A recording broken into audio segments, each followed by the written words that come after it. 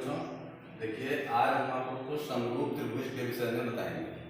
समरूप त्रिभुज के लिए कुछ कंडीशन होती हैं, जो कि दो त्रिभुज समरूप होने के लिए उनके संगत कोण समान होने चाहिए, उनकी संगत भुजाएं बराबर होनी चाहिए। जैसे देखिए कि त्रिभुज ए बी सी और पी क्यू आर दो त्रिभुज हम लिए हैं, तो इसमें ए बी सी और पी क्यू आर में ए इक्वल टू पी होगा, B equal to Q, C equal to R, और उनकी भुजाओं में बराबर रेशियो होते हैं। A B by P Q equal to B C by Q R equal to A C by P R. आगे इसी आधार पर हम आपको थेल्स प्रमेय के विषय में बताने जा रहे हैं। मतलब इसमें ऐसा है कि दो त्रिभुजों के लिए थेल्स प्रमेय में भुजाओं का अनुपात होता है। तो जैसा कि देखिए त्रिभुज ए बी सी में भुजा बी सी के समांतर डी ई रेखा खींची गई है। तो हमको इसमें सिद्ध क्या करना है? सिद्ध करना है कि भुजाओं का अनुपात जैसे कि A D by B C equal to A B by E C. तो इसको प्रूफ करने के लिए हम इसमें सबसे पहले रचना के कुछ कार्य करते हैं।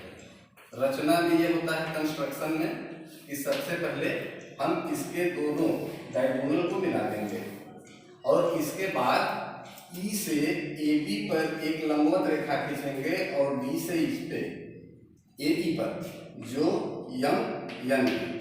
अब देखिए किसी त्रिभुज में जैसे कि रचना में देख लीजिए, इसको लिख देते हैं कि बी ई तथा सी डी को मिलाया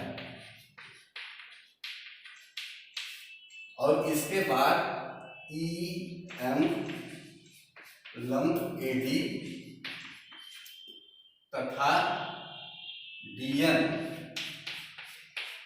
लंब ए बी खींचा, ए बी खींच दिए। अब इसके बाद देखिए इसकी उपपत्ति बताने जा रहे हैं।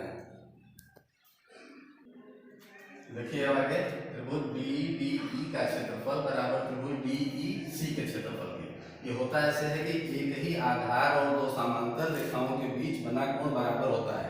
ये 9th में आप थ्योरम पढ़े थे, उसी के आधार पर देखिए त्रिभुज ए डी ई का क्षेत्रफल बटे त्रिभुज बी डी ई का क्षेत्रफल तो होता है 1/2। आधार है ए डी और ये लंब है, तो A D into E M बटे उसी तरह 1/2 B D into E M. ये कैंसिल हो गए तो ए डी बटे बी डी आ गया। इसी तरह हम सिद्ध कर सकते हैं कि इसी प्रकार जैसे कि त्रिभुज ए डी ई का क्षेत्रफल बटे बी डी ई का क्षेत्रफल, तो 1/2 ए इंटू डी एन इसी, ये कैंसिल जब हो गया तो डी एन और इसी बचा। तो समीकरण 1 और